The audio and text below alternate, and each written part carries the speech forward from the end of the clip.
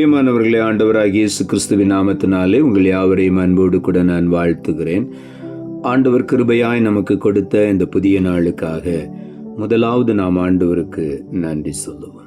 சமாதானம் தந்தாரேசு, எனக்கு சமாதானம் தந்தாரேசு, சமாதானம் தந்தாரேசு, எனக்கு சமாதானம் தந்தாரேசு. துதிப்பாடல் நான் பாடி இயேசுவையே போற்றி என்றென்றும் வாழ்ந்திடுவேன். துதிப்பாடல் நான் பாடி இயேசுவையே போற்றி என்றென்றும் வாழ்ந்திடுவேன். அல்லேலூயா ஆமென், அல்லேலூயா, அல்லேலூயா ஆமென், அல்லேலூயா, அல்லேலூயா ஆமென், அல்லேலூயா, அல்லேலூயா ஆமென், அல்லேலூயா. இந்த நாளுக்கு அந்த ஆண்டவர் கொடுக்கிற ஒரு வார்த்தை சங்கீதங்களின் புஸ்தகம் 29ஆம் அதிகாரம் 11ஆம் வசனம். சங்கீதம் 29:11. கர்த்தர் தமது ஜனத்திற்கு பலன் கொடுப்பார், கர்த்தர் தமது ஜனத்திற்கு சமாதானம் அருளி அவர்களை ஆசீர்வதிப்பார். இந்த காலை வேளையில் ஆண்டவருடைய வார்த்தை சொல்லுகிறது, ஆண்டவராகிய கர்த்தர் தம்முடைய ஜனத்திற்கு பலன் கொடுக்கிற தேவனாயிருக்கிறார். இந்த காலை வேளையில ஒருவேளை பல பலவீனத்தோடு கூட நீங்கள் இந்த வார்த்தையை கேட்டுக்கொண்டிருக்கலாம். இன்றைக்கு காலையில் ஆண்டவர் சொல்லுகிறார், உனக்கு நான் பலன் கொடுப்பேன் என்று சொல்லி. கர்த்தர் தமது ஜனத்திற்கு சமாதானம் அருளி அவர்களை ஆசீர்வதிப்பார். ஆண்டவர் ஆசீர்வதிப்பதற்கு முன்பதாகவே தம்முடைய சமாதானத்தை முதலாவது ஆண்டவர் அருளி செய்கிறார். அநேகருடைய வாழ்க்கையில எல்லாம் இருக்கிறது, ஆனால் உள்ளத்திற்குள்ளே ஒரு சமாதானம் இல்லை. இந்த காலை வேளையில அந்த சமாதானத்தை கொடுக்கத்தான் ஆண்டவர் சமாதான காரணராய் இந்த பூமிக்கு இறங்கி வந்தார். ஆகவே இந்த காலை வேளையில முதலாவது ஆண்டவர் சமாதானத்தை கொடுத்து நம்மை ஆசீர்வதிப்பார். சங்கீதங்களின் புஸ்தகம் 28ஆம் அதிகாரம் 8வது வசனம் இப்படியாய் சொல்லுகிறது, கர்த்தர் அவர்களுடைய பலன், அவரே தாம் அபிஷேகம் பண்ணினவனுக்கு அரணான அடைக்கலமானவர். இங்கே ஆண்டவருடைய வார்த்தை சொல்லுகிறது, கர்த்தர் அவர்களுடைய பலன், கர்த்தர் தான் அவர்களுடைய பலனாயிருக்கிறார்.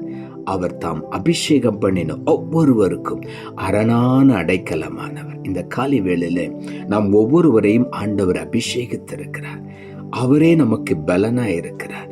அவரே தம்முடைய அபிஷேகத்தினாலே நம்மை பலப்படுத்தி நம்மை சுற்றிலும் அரணான ஒரு அடைக்கலமாய் இருந்து எல்லா தீங்குக்கும் விலக்கி நம்மை பாதுகாக்கிறார்.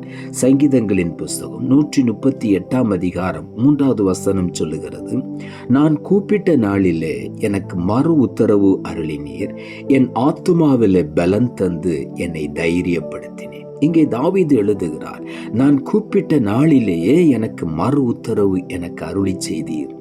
மறு உத்தரவு அருளி செய்தீர் மாத்திரமல்ல, என் ஆத்துமாவிலே பலன் தந்தீர், என்னை தைரியப்படுத்தினீர். இந்த காலை வேளையில பல சூழ்நிலைகளிலே நீங்கள் பயந்து போய் உட்கார்ந்து கொண்டிருக்கலாம். இன்றைக்கு ஆண்டவர் உங்கள் ஆத்துமாவிலே முதலாவது பலன் தருகிறார். வேதம் சொல்லுகிறது, ஆத்துமா வாழ்வது போல எல்லாவற்றிலும் வாழ்ந்து சுகமாயிரு என்று ஆண்டவருடைய வார்த்தை சொல்லுகிறது. ஆகவே இந்த காலை வேளையில நம்முடைய ஆத்துமா பலப்படும் பொழுது எல்லாவற்றிலும் நாம் பலனடைகிறோம். ஆண்டவர் நம்மை தைரியப்படுத்துகிறார். ஆகவே இந்த காலை வேளையில தைரியமாய் ஆண்டவரை நாம் நெருங்கி வருவோம். நிச்சயமாகவே ஆண்டவர் நம்மை பலப்படுத்தி நமக்கு சமாதானத்தை கட்டளையிடுவார். ஏசாயா தீர்க்கதரிசன புஸ்தகம் 40ஆம் அதிகாரம் 29ஆம் வசனம் இப்படியாய் சொல்லுகிறது, சோர்ந்து போகிறவனுக்கு அவர் பலன் கொடுத்து சத்துவம் இல்லாதவனுக்கு சத்துவத்தை பெருக பண்ணுகிறார். இந்த காலை வேளையிலும் கூட பல விதமான சோர்வுகளோடு கூட இந்த வார்த்தையை நீங்கள் கவனித்துக் கொண்டிருக்கலாம். இன்றைக்கு ஆண்டவர் சொல்லுகிறார், உன்மேல் இருக்கிற அந்த சோர்வை நான் நீக்கி விடுகிறேன், நான் உனக்கு பலன் கொடுப்பேன், சத்துவத்தை பெருக பண்ணுவேன் என்று இந்த காலை வேளையில ஒவ்வொருவரையும் பார்த்து ஆண்டவர் சொல்லுகிறார். ஆகவே சோர்ந்து போகிறவனுக்கு ஆண்டவர் பலன் கொடுத்து சத்துவத்தை பெருக பண்ணி ஆசீர்வதிக்கிறார். யோவான் எழுதின சுவிசேஷம் 14ஆம் அதிகாரம் 27ஆம் வசனம் இப்படியாய் சொல்லுகிறது, சமாதானத்தை உங்களுக்கு வைத்து போகிறேன், என்னுடைய சமாதானத்தையே உங்களுக்கு கொடுக்கிறேன், உலகம் கொடுக்கிற பிரகாரம் நான் உங்களுக்கு கொடுக்கிறது இல்லை. உங்கள் இருதயம் கலங்காமலும் பயப்படாமலும் இருப்பதாக என்று ஆண்டவராகிய இயேசு சொல்லி இருக்கிறார். உலகம் கொடுக்கிற சமாதானம் ஒரு நிரந்தரம் இல்லாத ஒரு சமாதானம்.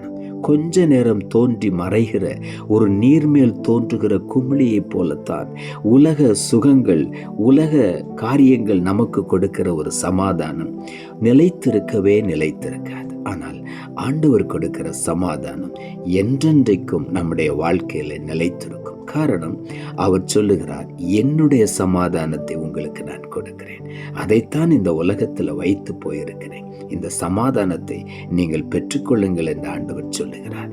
இயேசு கிறிஸ்து தான் நமக்கு கொடுக்கிற சமாதானம் மெய்யான சமாதானம். அது என்று நம்முடைய வாழ்க்கையில் நிலைத்திருக்கும். ஆகவே தான் ஆண்டவர் சொல்லுகிறார், அவர் பலன் கொடுக்கிறது மாத்திரமல்ல, சமாதானத்தை கொடுத்து அவர்களை ஆசீர்வதிப்பார்.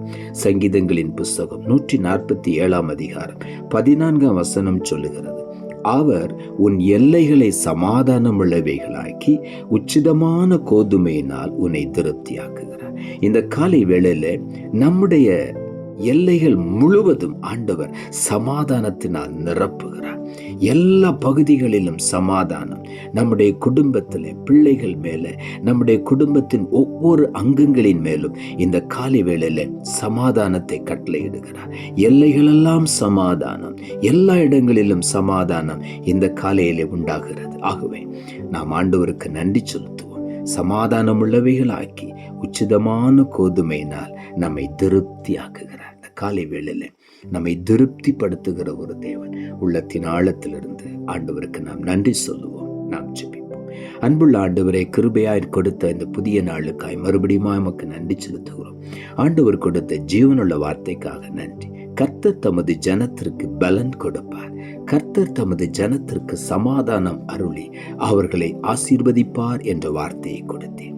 வசனத்தை கேட்டுக்கொண்டிருக்கிற ஒவ்வொருடைய வாழ்க்கையிலும் அவருடைய சரீரத்தில் இருக்கிற பலன் ஒருவேளை குன்றி போயிருக்கலாம். இந்த காலை வேளையில பலன் குன்றின ஒவ்வொரு சரீரத்திலும் ஆண்டவர் ஒரு புது பலனை கட்டளையிடுவீராக. ஆத்துமாவில் ஒரு பலன் தந்தவரை தைரியப்படுத்துவீராக.